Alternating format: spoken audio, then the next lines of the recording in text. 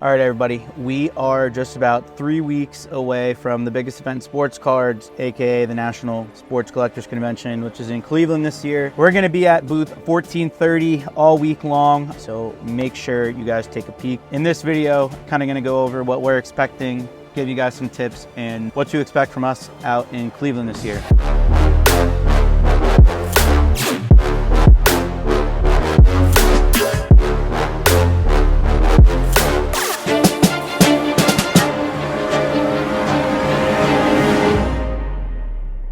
So the first national I ever went to was actually in 2016, and it was in Atlantic City. It's been there once since then. Without the COVID year, my 7th national I've been to every national other than the year that was canceled. It's kind of evolved a bit in the sense that the ownership of that show took over, and they're kind of transforming it out of their old ways and kind of more towards the modern vendor and collector, which is great for everyone, I think. They're looking at it from a side of, all right, we want new people here, we want to get new collectors into the convention. Every year seems to be like an attendance record. I think last year was almost 100,000 people that went through Chicago. After this year in Cleveland, it's going to be in Chicago the following 3 years after that, which is kind of crazy. I'm not looking forward to that drive. That's like 12, 13 hours. Hate that. Either way, the National is a can't miss event. So based from the AC National in 2016 up until last year in Chicago, definitely changed a lot. The guys that are now in charge of it, they're making it more focused on being there and getting content and being able to offer something to the room. There are, and some of the older vendors might get mad, but there are a lot of people at the show that don't really offer value and have been doing it for 40 years who are selling the same thing, kind of the same thing with very little inventory turnover year after year, which is where a lot of people get mad. And I totally get it, and that's something that they're addressing, and I think they're doing a good job of it. The one thing that I do like is they're getting more interactive with collectors and influencers and vendors in terms of getting them to promote the show and have like a new edge to it in terms of like we're having trade nights. So this year they're doing 3 trade nights in a row. Think Wednesday, Thursday, Friday, and then think maybe there's one Saturday too. But there's so many different events going on, not even at the show, but after the show. There's a show for the show, after the show, during the show. Not only that, but they have like a stacked autograph lineup. So if you're trying to meet like your favorite athlete, odds are he might be there. As a vendor, like my advice to other vendors is, yeah, it's definitely somewhere you want to be and set up. Granted, it's not the cheapest thing in the world. It's like $1,400 for a booth all in. Plus you got to think about your travel expenses, how you're getting there, where you're staying, food, all that. I think it's good for anyone though. You don't have to have high-end cards. You don't have to have a certain thing to set up. You just have to offer value to the customers and maybe something a little different. Honestly, anything and everything goes there. People sell just about anything. They have all different kinds of inventory. I think you'd be foolish not to want to set up at the National, and the way it works is you basically have a priority number there. There's been 44 Nationals, so everybody's worked up to a number of 44. I'm a priority 4 after this year, so that means I've been there, I've done 4 shows there. I haven't set up every year I've been there, but having 4 Nationals under my name, I'm now in a spot to where, I'm pretty good, I'm locked in. I probably won't have to worry about ever getting a booth again. The problem is people waiting at the doorsteps of getting a booth. Now, Cleveland is a venue that is just one huge airplane hangar, just one open room, as opposed to Chicago where there's one huge room, but there's also all these other little small rooms to the side. There's an upstairs, downstairs. Definitely gonna be tough to get in there. So if you are wanting to get in there, good luck, first of all. Second of all, just keep waiting and make sure you're pressing the right buttons. That's all I can really say there. Definitely make sure you stay on top of it, and you can't share booth space there. They've been cracking down on that. So you can't, if you have a booth, it's gotta be you and your employees. Can't share with anyone. If you want to vend at any card show, the National is definitely the place to be.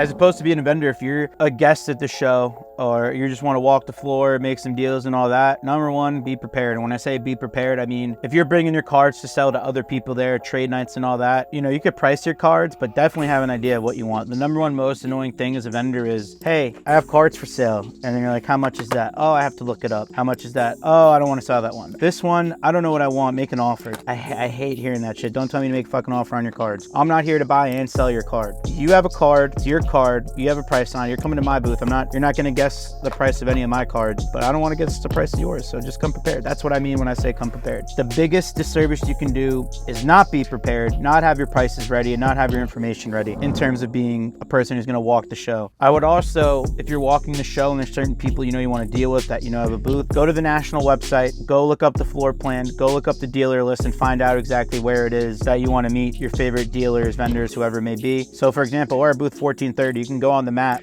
on the website and see exactly where we are, booth 1430, in terms of the entrance and everything. So be prepared for that. Number 3, as being, you know, someone who's walking around the show, I would definitely say make decisions quick. If you see a card in a showcase you think's a good deal, make that deal there, because I've seen it happen so many times myself and other people. I hear horror stories of this. That card, you go walk around for 10 minutes, that card might be gone. There's so many people in there looking for all different kinds of things, and if they see a deal, they're not going to hesitate. So do not hesitate at the National. You see a card, see a deal, try and make a deal for it, negotiate a little bit, buy that card. Other than that, walking around the show, I would say most important thing is wear sneakers. You get some custom fitted dogs, some Dr. Scholl's type shit. That would be great. I would also say dress appropriately, wear some deodorant. A lot of fucking old men stink over there. Last year, this was the worst part. Last year, the AC broke in Chicago, and it was a fucking sauna in there for like 2 or 3 days. So prepare for the worst. Come with a little fan, bring water, stay hydrated, wear shorts, whatever it may be, however the hell you want to look. But I'm just saying, be prepared for anything. If you come to our booth, we're going to be, including myself, 4 or 5 people deep. I can't do it all by myself and need help, need people watching the cases. I've called people stealing their in AC, little kid stealing cards out of the boxes, which is the worst. Don't steal from us, number 1. We will press charges. Those are all important pieces of having people there. I would say that's number 2, but number 1 on my list would be having people there to be able to make deals. Because when I'm at the booth last year, I did not, from basically start to finish, I did not get a second to breathe. It's 1, 2, 3, 4, 5, 6, 7 people lined up at a time at the booth waiting to talk to me or make a deal, which gets like a little overwhelming because it's like go mode all day long. It's going to be like that all national long for 5 or 6 days. You got to think about it. One-man show isn't going to cut it there.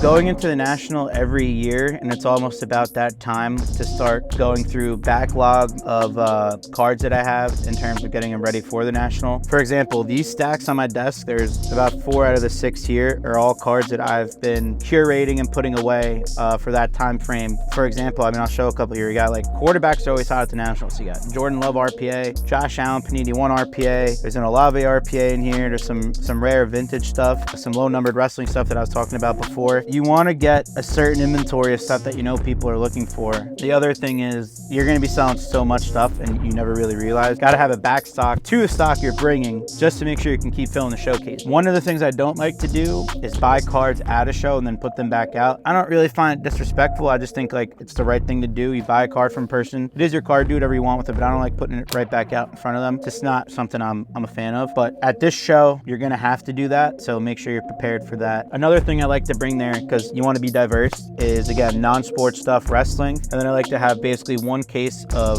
vintage stuff. So it might not be the biggest name of vintage guys, but like I have a stack of like 1909 T206s and Gaudis and stuff like that. So I'll have some space dedicated to that, because the more diverse you are there, the more people you have at your booth, and you can capture all different audiences and collectors. We'll also have bargain boxes. We'll probably bring a little bit of wax. We'll have merch there. We'll have our Santiago sports backdrop. We'll have the whole 9 there. So it'll be pretty dope to see. But ideally, I like to think we're gonna have an inventory that people are gonna want to buy. I don't think the location has too much to do with what you're gonna sell. So like the Guardians, the Browns, the Cavaliers. I think LeBron's big anywhere. Local team wise, I don't think I'm gonna really curate anything too special to those local sports teams, but in general, I like to go ahead and liquid stuff that you would sell anywhere. So big name guys like Soto, Josh Allen, Mahomes, guys that are gonna go anywhere. I think it's smart to hold some of that stuff back over, 3 to 6 months beforehand, knowing that you're gonna go to this event, you're gonna sell it there. You might have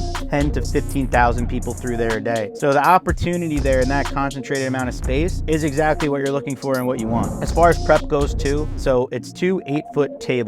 8 foot, 8 foot, and I think a 6, so 8, 6, 4. But either way, we're gonna have about 8 to 10 showcases, and I like to kind of organize it by sport. So before we get ready, we'll have our slab cases. We'll have it organized by sport, and maybe not so by price, but I like to have the top of my showcase. I always like to have the higher end stuff, and then the lower you get in the showcase, towards you, it'll be the cheaper stuff. So you always got to keep your eyes peeled for, scammers out there. There was someone not too long ago at a show over here that was selling fake PSA slabs. So the number one thing to do in terms of protecting yourself is be able to scan the cards, whether it's PSA or Beckett, scan them on Card Ladder or whatever, you know, kind of double check, look over the card. So vintage, I'll kind of stay away from if I have any inclination that there is something wrong with it, or it looks off, or it's fuzzy, or it's trimmed or whatever. But it's easier to tell with the vintage. The modern stuff, those fake PSA slabs look really good. Like some of these people are getting you, and it's not easy to snip that stuff out. So you got to be prepared. Another important part, and this used to be more important for me. I'm 26 now, and when I first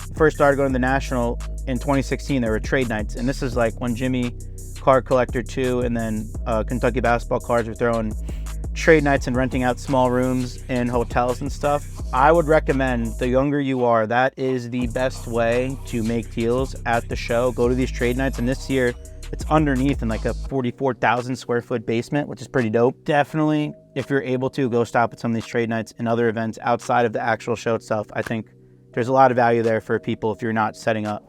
But yeah, if you guys, like I said, have any questions, I hope I touched everything that I think I wanted to.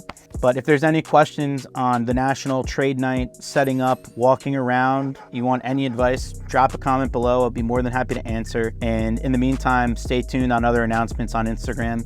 We post daily on there, and we'll be set up. Booth 1430, Cleveland, Ohio, the 45th, or no, what is it, the 43rd National, 44th, whatever it may be. We'll be at the National. That's all that really matters.